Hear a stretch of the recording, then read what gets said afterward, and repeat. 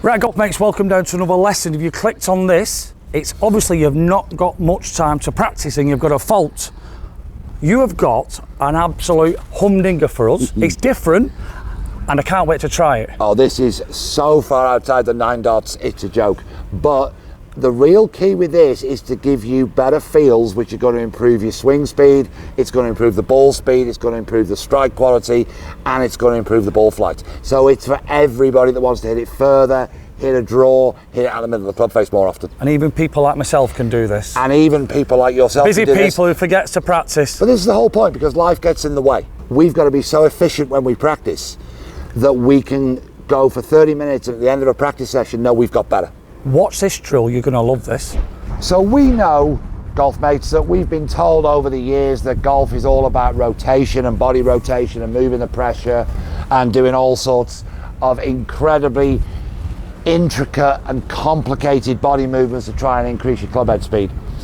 Well, we know the only thing that increases ball speed, which is what we try to do, is swinging the head faster and hitting the ball out the middle of the club face.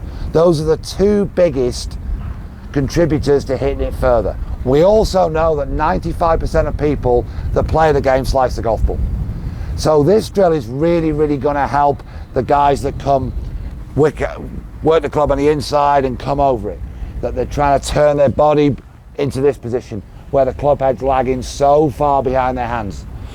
The greatest player, in my opinion, that's ever played the game, Tiger Woods, talks about the idea the most important thing in the golf swing is to use your hands.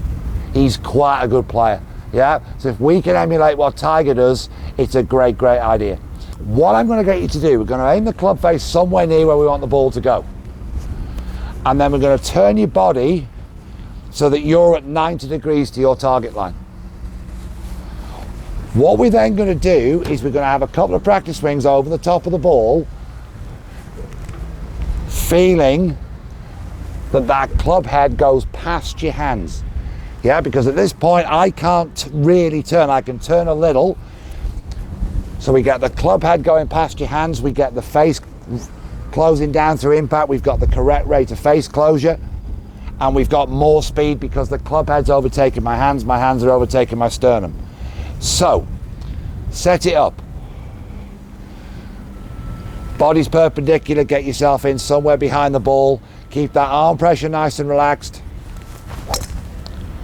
Little baby draw. The great thing about this, golf mates, what we're also doing, we're controlling the sweet spot. We're controlling the centre of mass, because all you guys that slice the golf ball all bring the heel of the club back before you bring the toe back. So if we bring the heel of the club back before the toe and we'll hit it here, that ball's going to go right because the face is aiming right. You'll hit it low off the club face, increase your spin rate, ball goes nowhere. We get the club face rotated into impact with the sweet spot always moving towards the ball. You're going to hit a really lovely little draw shape. Yeah. Sweet spot's moving towards the ball, ball's going to draw. Right, now what we're going to do is get Mr. Harrison back in. So what we're going to do, bud, so put the club head in behind the ball. Now turn your body 90 degrees so you're facing our golf mates on our back camera. Perfect. Put your right hand on it. Now make me some practice swings over the top of the ball. Don't hit it, just make it over the top. So just a little 3/4 swing to start with. Yep. Little 3/4 swing. Now, we all know, golf mates, that he is the most impatient man in the world. I want to hit one, yeah. Because he wants to hit one. Yeah. Let's get the feel first. Little 3/4 one, and you're going to earn the right to hit one. Perfect. Right, so set it up. Club face pretty much where we want it to go. Yeah. Body perpendicular, perfect. Stand a little closer to it. Brilliant. Now keep those arms really relaxed and swing that head. So Mr. Liam Harrison hitting big high draws, golf mates. Yeah, that start right, big high push draws because the ball started right and turned left in the air. Do you want to do another one? Just in case it were a fluke, but is that illegal to tee off like that? You could play like that, doesn't matter. Yeah? Can I just jump back in? Please. So we've talked about alignment stuff, we've talked about really an awful lot of cool stuff to help golf mates do it. The setup is important. But as John Jacobs said in Practical Golf in 1972 when he wrote Practical Golf, was the most important thing in a golf swing is to get that club face moving through the ball square at speed. If we can do that, and we can get that club face moving square through the ball at speed, yeah, we've got that golf shot all day. Yeah, there's too much made about being perfect in setup. Yeah, because the golf ball doesn't understand it. The golf ball doesn't get it. Can I ask a question? Of course you can. Can someone with a bit of less mobility still do that? Someone with a senior golfer would be way better off not being in that position, yeah, because your right hip's way out the way. Okay. So for a senior golfer, because we're all getting a little bit older, what I would suggest for a senior golfer is definitely to drop the right side back, because what they'll do is it'll make it easier to turn into that right side. It'll also make it easier for the club head to overtake the hands. It's easier to hit that little draw. Yeah. This is the best lesson I've ever seen. Let's see if you can do it again, because if we can do it once, it's a fluke. If we do it twice, we know we're good.